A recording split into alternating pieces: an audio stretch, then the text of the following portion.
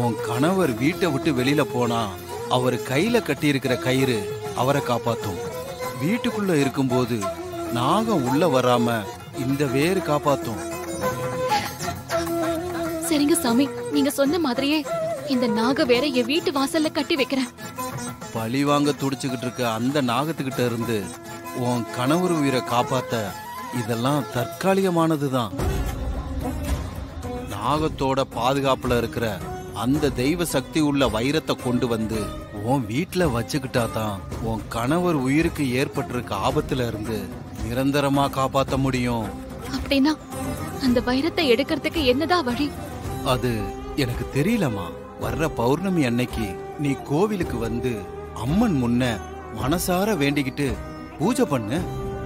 அம்மன் நிச்சயமா உனக்கு நல்ல வழி காட்டுவா. சரிங்கய்யா, நீங்க சொன்ன மாதிரியே நான் செய்யறேன். நான் போயிட்டு வரேங்கய்யா. எல்லாத்தையும் அந்த அம்மன் பாத்துக்குவா. நீ தைரியமா இரு. ரொம்ப நன்றிங்கய்யா, நான் வரேன். போயிட்டு வாமா. ஓ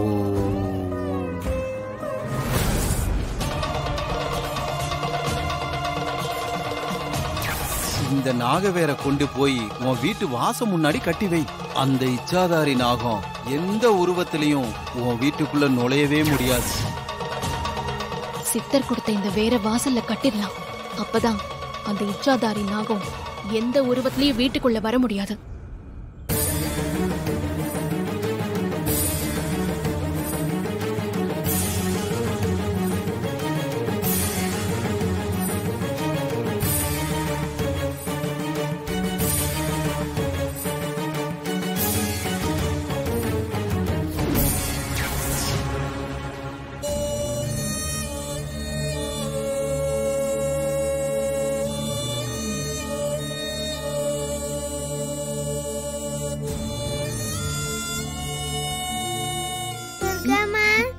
தேவிமா, தூங்கி எந்திரிச்சிட்டீங்களா?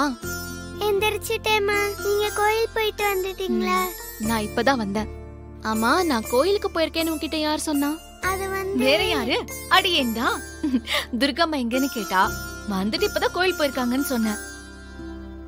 ஆமா, நாகஜோதி வந்தாச்சா? இன்னும் அவ வரலையே துர்கா.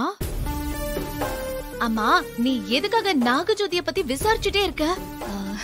ஒன்னும் இல்ல, சும்மாதான். நீ வெறும் துர்காவை மட்டும் இருந்தனா நீ சும்மான்னு சொல்றத நான் நம்பிருப்பேன். நீ இப்ப இன்ஸ்பெக்டர் துர்காவாச்சே, ஏதாவது ஒரு காரணம் இருக்கும்ல? எனக்கும் அப்படிதான் துர்கா தோணுது. காலையில இருந்து நாகஜோதிய பத்தி விசாரிச்சுக்கிட்டு இருக்கியே, என்ன விஷயம்? எங்க கிட்ட சொல்லக்கூடாதா? ஐயோ அம்மா, அதெல்லாம் ஒண்ணும் இல்ல. புதுசா வீட்டுக்கு வந்திருக்கான், திடீர்னு காணுமே அப்படின்னு கேட்டா, அவ்வளவுதான். அம்மா, நீங்க தானே அவளை வீட்டுக்கு கூட்டிட்டு வந்தீங்க. அவளை உங்களுக்கு எப்படி தெரியும்? நல்லா இருந்த மாதாஜி இப்ப தொண்ட ஆரம்பிச்சிருச்சு.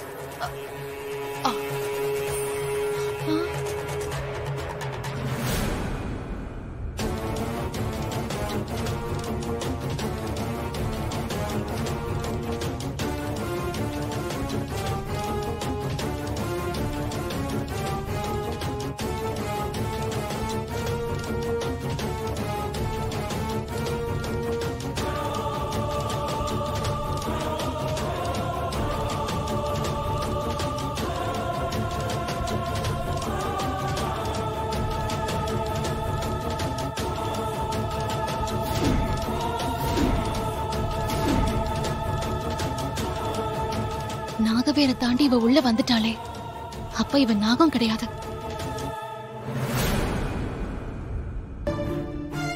துர்கா, நீ தானே நாகஜோதிய பத்தி விசாரிச்சுட்டு இருந்த? இத வந்துட்ட பாத்தியா? கோயம்பேடு மார்க்கெட்டுக்கு போயிட்டு வர? ஆமாமா, கோயம்பேடுல போய் காய்கறி வாங்கிட்டு வந்ததுல நமக்கு 500 ரூபாய் மிச்சம். காய்கறியும் நல்லா இருக்கு. அப்ப இவன் நாகம் இல்ல, சாதாரண பொண்ணுதான். நாகமா இருந்திருந்தா வேற காட்டி கொடுத்திருக்கோம். சரி, எல்லாத்தையும் கொண்டு கிச்சன்ல வைக்கலாம் வா. பாவம், தூக்க முடியாம தூக்கிக்கிட்டு வந்திருக்குது காய்கறியில. நீ என்ன முயற்சி பண்ணாலும் கண்டுபிடிக்க முடியாது. கண்டுபிடிக்கவும் விட மாட்டேன். நீங்க போங்க மாதாஜி.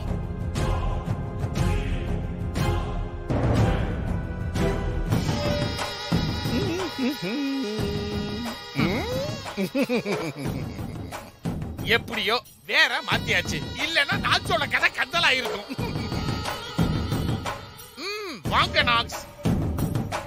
நீங்க மட்டும் வேற மாத்தி கட்டாம இருந்திருந்தா என்னால வீட்டுக்குள்ள வர முடியாமயே போயிருக்கும். துர்காக்கும் என் மேல ஸ்ட்ராங்கா சந்தேகம் வந்திருக்கும். உள்ள வந்துட்டல, அடுத்த பிளான் என்ன? சூர்யா உயிரை எப்ப எடுக்க போற? அந்த வைரத்தை எப்ப என் கையில தர போற? பறக்காதீங்க சிஸ்டர், நாக்ஸ் தரும். சாரி. 2 நாள் அமைதியா இருப்போம். அடுத்ததா பெரிய பிளான் ஒண்ணு நான் போடுறேன். அது மிஸ்ஸே ஆகாது. 100% சூர்யாவோட உயிரை நான் எடுப்பேன். நாக்ஸ் சொன்னா செய்யும்.